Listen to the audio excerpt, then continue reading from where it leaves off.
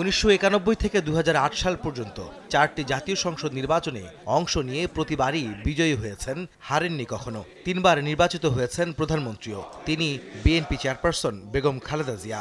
সবশেষ 2008 সালের নির্বাচনে অংশ নিয়েছিলেন তিনি। 24-এর গণঅভ্যুত্থানে আওয়ামী লীগের পতন হলে সম্ভাবনার দুয়ার খোলে বহুল কাঙ্ক্ষিত সুষ্ঠু, অবাধ ও গ্রহণযোগ্য নির্বাচনের। তাহলে এবার কি সে নির্বাচনে অংশ নিচ্ছেন বিএনপি নেত্রী?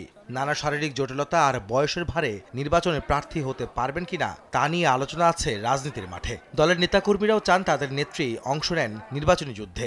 এমনটা জানিয়ে বিএনপি মহাসচিব বলেন, সব নির্ভর করবে বেগম জিয়ার স্বাস্থ্যের অবস্থার উপর। প্রত্যেকটা বিএনপির মানুষ চায় যে ম্যাডাম ইলেকশন করুক, হ্যাঁ, কিন্তু এটা নির্ভর করবে সম্পূর্ণ তার শরীরের অবস্থার উপর, কন্ডিশনের উপর। সময় সংবাদকে দেয়া একান্ত সাক্ষাৎকারে মির্জা ফখরুল ইসলাম আলমগীর বলেন, বিএনপি আগামীতে জোটবদ্ধভাবে নির্বাচন করবে কিনা তা এখনো নির্ধারিত হয়নি দলীয় ফোরামে। তবে কেউ আগ্রহ দেখালে স্বাগত জানাবে বিএনপি। 13টি মশলার এক দারুণ কম্বিনেশনে তৈরি ইফাত রশিদ বিরিয়ানি মশলা। উৎসব এখন প্রতিদিন। এটা বলা এই মুহূর্তে মুশকিল, এটা আপনার সময়ের সঙ্গে সঙ্গে বোঝা যাবে। আমাদের কারো ব্যাপারে কোনো আপত্তি নেই, আমরা ওপেন টু অল।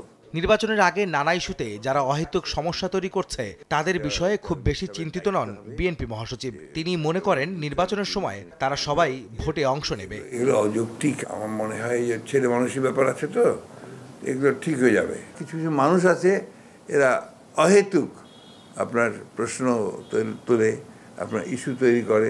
আমি মনে করি যে আপনার এগুলো কোনো ফ্যাক্টর হবে না, এবং ইলেকশন যখন হবে মানুষ তার নিজেই ইলেকশনে যাবে, ভোট কেন্দ্রে যাবে, ভোট দেবে, তার পছন্দ মতো ক্যান্ডিডেটকেই ভোট দেবে।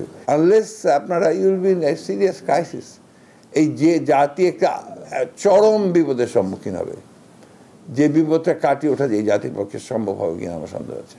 আগামীর ভোট যুদ্ধে সবার অংশগ্রহণে একটি অবাধ, সুষ্ঠু ও গ্রহণযোগ্য নির্বাচন জাতি উপহার পাবে বলেও আশা ব্যক্ত করেন বিএনপি মহাসচিব মির্জা ফখরুল ইসলাম আলমগীর। যে ভোটাররা আহমেদ সালেহীন, সময় সংবাদ, ঢাকা।